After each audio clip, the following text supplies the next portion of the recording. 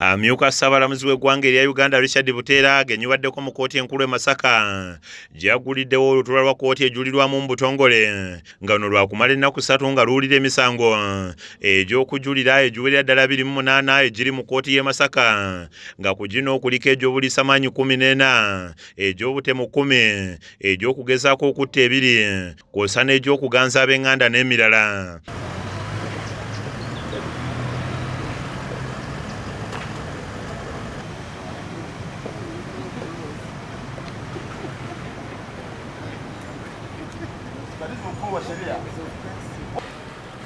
Buteera yaniriziddwa abalamuzi abatuula mu kkooti ejulirwamu okuli Muzamiru Kibedi, Ellen Nabura kw'ossa ne Moses Kawumi Kazibwe okukosa n'abalamuzi ba kkooti enkulu e Masaka nga bano bakulembeddwamu Victoria Nakintu Katamba Nkwanga okukosa n'abalala balooya abakulembeze b'e Masaka wamu n'abalala ng'asoose kulambulanyiririza abasirikale ba poliisi abamwaniriza mu bitiibwa n'oluvannyuma n'ayolekera mu kisenge kya kkooti enkulu okuggulawo olutuula lwa kkooti ejulirwamu.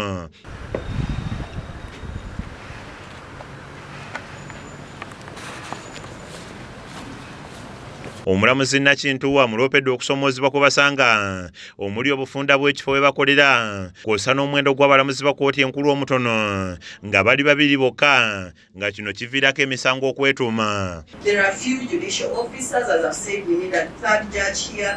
The caseload is extremely big, and we also have an increased population and with all of the information they have, a very litigious one now. Omulamuzi Buteera ategeezezza nti kituufu abalamuzi bakyali batono mu kkooti zonna wabula nga bakola ekisoboka okubongerako ng'agasseeko nti balina n'enteekateeka ez'okuteekawo kkooti ezijulirwamu ez'enkalakkalira mu bitundu by'eggwanga eby'enjawulo nga bakutandikira mu disitulikiti okuli Mbaala n'Eggulu. Funds will not allow for this to happen immediately. But this financial year, we have in the budget enough funds to recruit another 7 justices to increase the number to 20. If that happens, and we think we are confident it should happen this financial year, then we will start expanding the Court of Appeal from Kampala to branches up country. We start with the Marara and Guru this financial year, and another 2 the following financial year. We shall progress so that some stations up country have permanent judges sitting there. Oluvannyuma abalamuzi 3 batandise okuwulira emisango egy'enjawulo era nga basinga ku baajulira kkooti eyongedde okuggumiza ebibonerezo ebyabaweebwa mu kusooka. We have concluded that the sentence was on the higher side, so we are setting it aside. We are substituting it with a sentence of 30 years.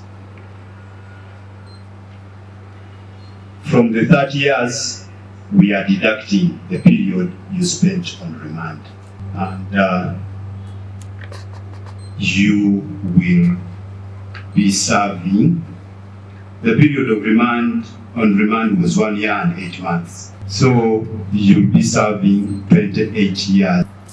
In short, mu ngeri emu omulamuzi wa kkooti enkulu e Masaka Victoria Nakintu Katamba afulumizza ekiragiro eri abatwala essomero lya St Bernard Manya SSA Rakai ng'ayagala bamuwa alipoota za siniya ey'okusatu ez'abayizi 3 abavunaanibwa ogw'okwokya essomero lino mu Novemba w'omwaka gwa 2018 ng'omuliro guno gwafiiramu abaana 10. Wiiki ewedde Ssekyewa yassaayo okusaba mu kkooti eno ng'ayagala okuwulira omusango ogw'abayizi guno okuyimirizibwe ng'agamba nti mu biseera bano bwe baakwatibwa baali tebannaweza myaka 18 era ng'agamba nti basibwa mu kkomera ly'abakulu okumala ebbanga erityoboola eddembe lyabwe. Omuwabi wa gavumenti Noah Kunya agezezzaako okuwakanya okusaba kwa Puliida Ssekyewa kyokka omulamuzi Nakintu n'alagira abasomesa baweeyo ebiwandiiko bino ng'okusinga baagala eya Henry Talemwa gwe bagamba nti yali muto nnyo nga waakuddamu okuwulira omusango guno ku bbalaza ya Ssabbiiti ejja. Oluvannyuma Puliida w'abayizi bano Sam Ssekyewa ayogeddeko naffe n'abaako ne byalambulula. Kyasanku Bernard